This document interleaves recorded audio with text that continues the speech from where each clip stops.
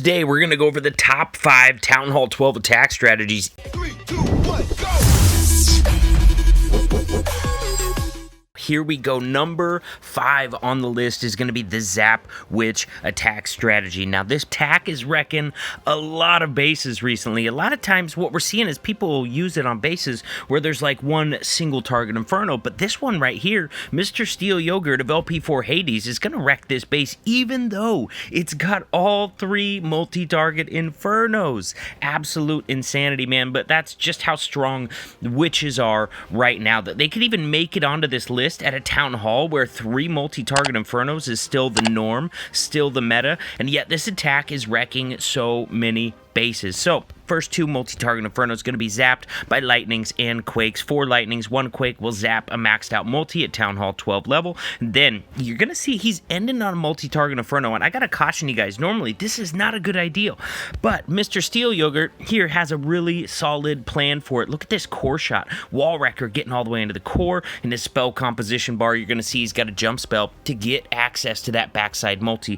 for the troops inside of his wall wrecker. Also, any leftover heroes, king, queen, you know, skellies aren't going to be much help back here alone, all right? We got 2 wizard towers and a multi-target inferno, so you can't rely on witches to get that, but if you get enough tanking troops in there to take some of that fire, look at the P.E.K.K.A. and the ice golem there with the queen coming behind, as long as she takes that jump and takes out that multi, there's nothing left in this base that poses a threat to those witches. They are so good at dealing with point defenses, single target infernos, just absolutely overwhelming the base. Look at this, dude. We got 4 witches on the left flank. We still got 5 witches on the right flank. We got at least that many in the core still on a triple multi base, guys. That's how strong witches are right now, and that's why this is on the top 5 list. Zap Witch attack strategy. Number 5 on the list. Let's go check out number 4. Number 4 on this list, we've got the hybrid attack strategy, all right? Still a good attack. There's just so many more new attack strategies, so many ways to use those lightnings effectively. It's really the only reason it's pushed down. Look at this base right here. He's got a multi and 2 singles, but I gotta tell you, that doesn't really matter, man. Triple multi,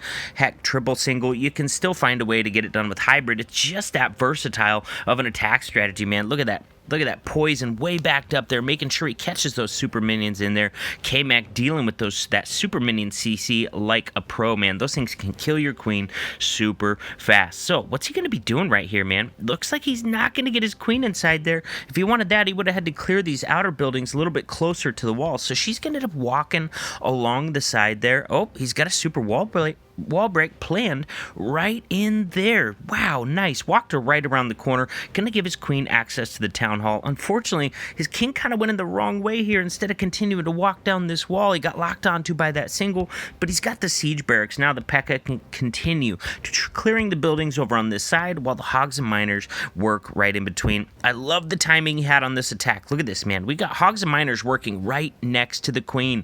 That means they're doing some tanking for the queen while she's in there. She's doing some tanking and continuing to narrow out the path for those hogs and miners as they're coming through the backside of the base. Now, conventional wisdom, yes, multi-target infernos are rough on mass troop attacks, and when you're bringing that many hogs and miners together, this is kind of a mass troop attack. However, if you've got heal spells, then that multi-target inferno is pretty much neutralized, all right? The heal can heal those troops faster than the multi-target inferno can damage them, so a heal spell is a full counter to the multi-target infernos, and that's why I say it doesn't really matter what the infernos are set to with this attack. They can overwhelm the single target infernos just fine. They can heal through the multi-target infernos just fine. So it doesn't really matter what the inferno setup is on this attack. As long as you've got some well-placed heal spells, then you're going to be able to take the base out with the proper plan. And that's why this attack is at number 4 on our list. Coming in at number 3 on our list of top Town Hall 12 attack strategies is going to be the Zap Dragon attack strategy. Look at the spell composition. He's got 6 lightnings and 3 quakes. He's going to be using one of those quakes each on the air defenses,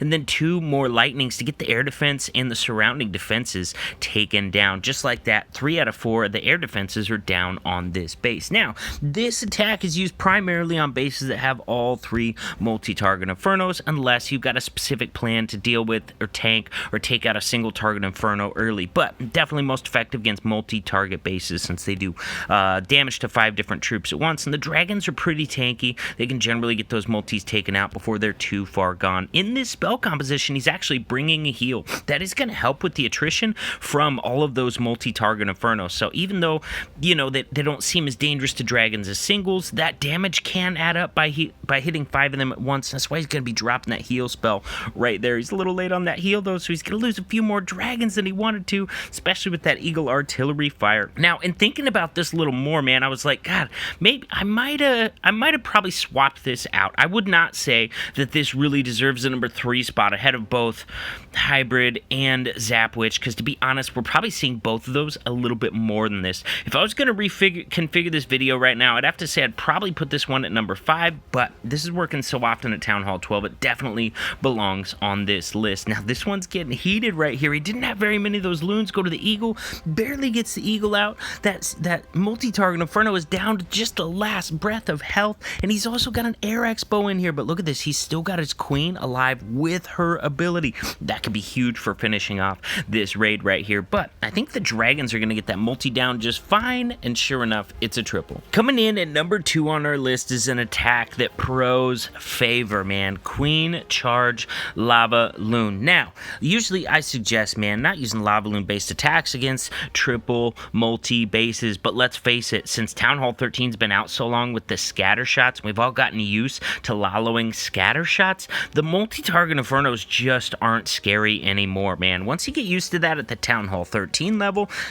then lallowing these multi-target Infernos is not too shabby at all at Town Hall 12, especially look at Elliot's spell comp here. He's got 4 freeze spells, all right? That's going to be plenty of freeze power to keep that damage from doing too much on the loons from those multis. Now, he's going to have to grab some value with the Queen, but one of the things that everybody loves about this attack, or excuse me, that the highly skilled players who like to use it love about this attack is the amount of control that you have. You can do some very delicate Queen walks, getting some very specific value, and then the loon drops and the spell placements allow you to have just a maximum amount of control on the back end of the attack. And let's not forget, man, air's not crazy strong right now, so not a lot of people are running a bunch of air skellies, all right? I think everybody's still running ground skellies for the most part, trying to defend, hybrid and those ground attacks as best as possible, because ground is so strong right now. Spam attacks are so strong right now that not a lot of people are running air skellies, and that's definitely going to figure into having a stronger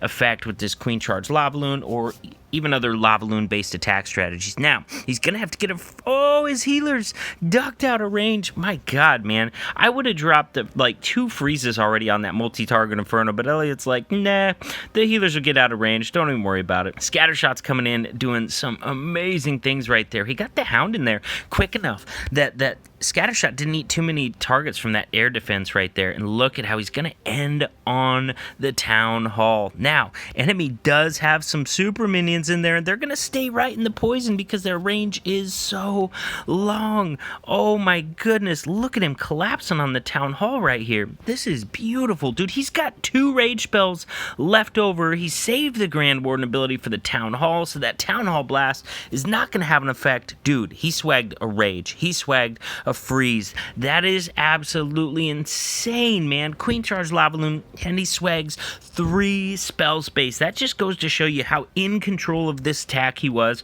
from the start to the finish, and that's what the pros love about it. Such a high level of control. It's a very difficult attack, but extremely powerful in the right hands. Coming in at number 1 on our list is going to be Zap Lava Loon. All right, once again, man, the Infernos, if they're all multis, dude, it's just not that big a deal anymore. You got free spells.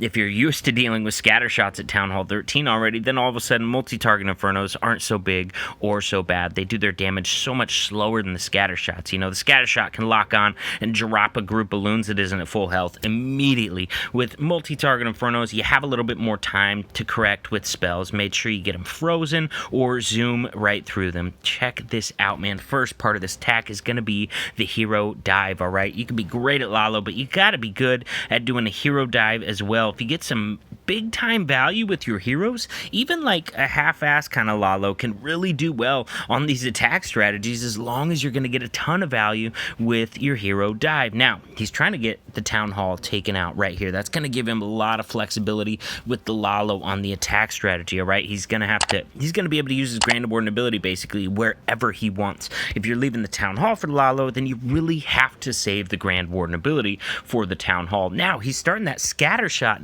or excuse me, that Stone Slammer next in an area where there's really no close air defenses. So he's going to be getting some great value out of that Stone Slammer because it's going to be able to stay up a long time, not having any air defenses hitting down on it.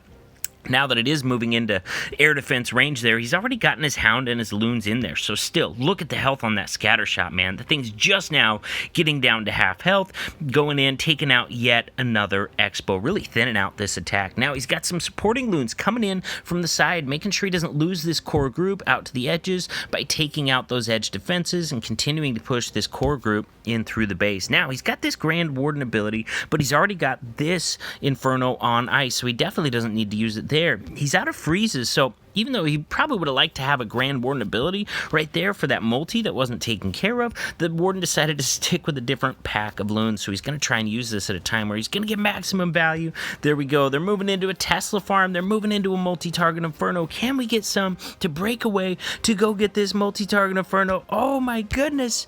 Oh, dude, that multi. Now, it's going to be up to this level 40 Grand Warden to go ahead and take down the remaining defenses here. That multi-target Inferno is locked on, but let's face it, the Warden does more damage, and he's going to get that multi taken out. His Wizard Tower is getting ready to take out this big old group of pups and minions, but once again, Warden's going to get the assist on these last remaining defenses while the minions take out the last few structures in this base. If you haven't subscribed to my channel yet, click that button right over my shoulder. If you're already a subscriber, then check out that video on the other side of the screen, and we'll keep hanging out.